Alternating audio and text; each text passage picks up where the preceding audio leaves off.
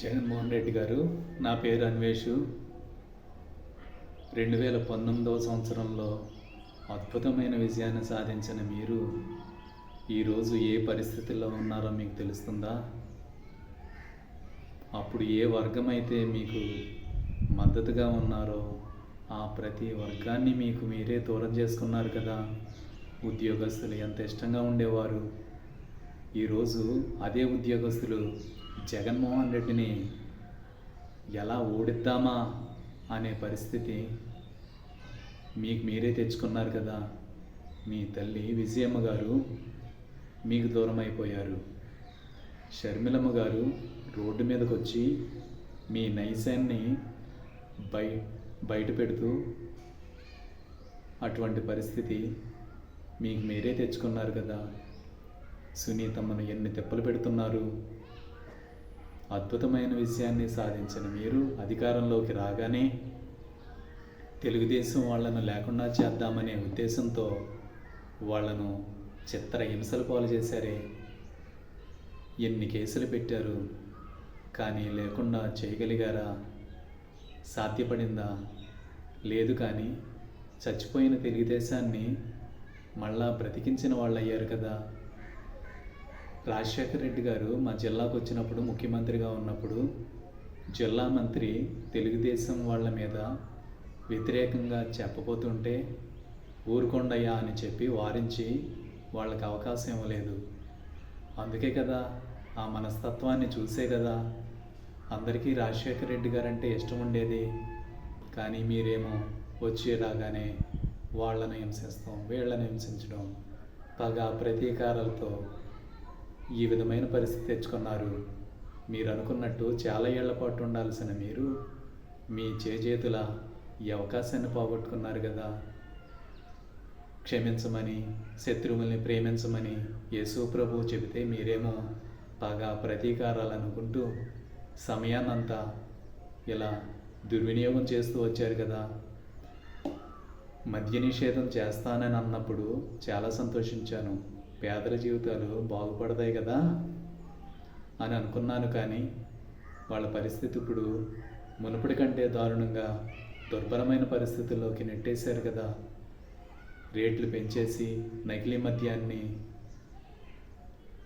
ఇస్తూ మీరు బాగానే సంపాదించుకున్నారు. కానీ వాళ్ళ బతుకులు చిందరమైపోయాయి కదా. సారాకు అలవాటు పడిపోయి వాళ్ళు ఎంత నాశనమైపోతూ ఉన్నారు.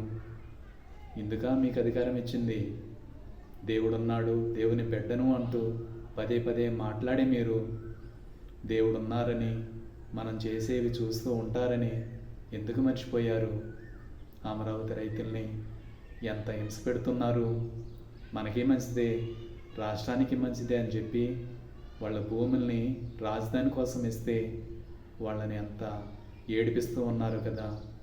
రాజధాని గురించి దేవుడి ఉద్దేశం ఏంటా అని అనుకుంటుంటే ఒక మాట చెప్పారు, చూపించారు.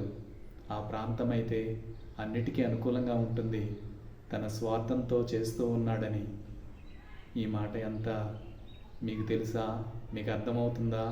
దైవ చిత్తానికి వ్యతిరేకంగా మనం ఏమైనా చేయగలుగుతామా? ఇప్పటి వరకు మీరేమైనా సాధించగలిగారా? ఏమీ లేదు కదా. అన్నీ ఇలాగే తప్పుడు నిర్ణయాలతో, సాతాను ప్రేరేపణతో మీరు నడుస్తూ ఉన్నారు కదా. మిమ్మల్ని గురించి ఒక పాస్టర్ గారితో ఒకళ్ళు అంటాం, ఒక అన్న మాట మీకు చెప్తాను. జగన్మోహన్ రెడ్డి పైకి సాత్వికుల్లా కనపడతాడు, కానీ బైబిల్లో చెప్పినట్టు గొర్రె చర్మాలు వేసుకుని వస్తారు, కానీ లోపల క్రూరమైన తోడేళ్ళు అన్నమాట అనడం జరిగింది. ఇది ఎంత కఠినమైన మాట. దేవుడు హృదయాలను చూస్తాడు, మనుషులు పైరూపాన్ని చూస్తారు, కానీ దేవుడికి అన్నీ తెలుసు కదా. మీ సమయాన్నంతా, శక్తినంతా, తెలివినంతా మీకు దుర్వినియోగం చేస్తూ, అధికారాన్ని దుర్వినియోగం చేస్తూ పాలనని భ్రష్టు పట్టించారు కదా. విపరీతమైన అప్పులు చేస్తూ, రాష్ట్రాన్ని తాకట్టు పెడుతూ అప్పుల ఊబిలోకి దింపేశారు కదా. క్రైస్తవులు అన్నవాళ్ళు తిడితే పడతారు, కొడితే పడతారు అన్న అభిప్రాయము అందరికీ ఉంటుంది, కానీ మీరేమో పగ మీద ప్రతీకారంతో పాలన సాగిస్తూ వచ్చారు కదా. చంద్రబాబు నాయుడు గారిని చూపిస్తూ దేవుడు పెద్ద జనసమూహం మధ్యలో ఉన్న ఆయనను చూపిస్తూ ఇండియన్ ప్రైమ్ మినిస్టర్ అని చెప్పడం జరిగింది. ఆ పరిస్థితి మీరే తెచ్చారు కదా. మీకు మీరు పాడు చేసుకున్నారు, మిమ్మల్ని నమ్ముకున్న వాళ్ళను మీరు పాడు చేశారు కదా. ఏం చేసుకుంటాం మీరు?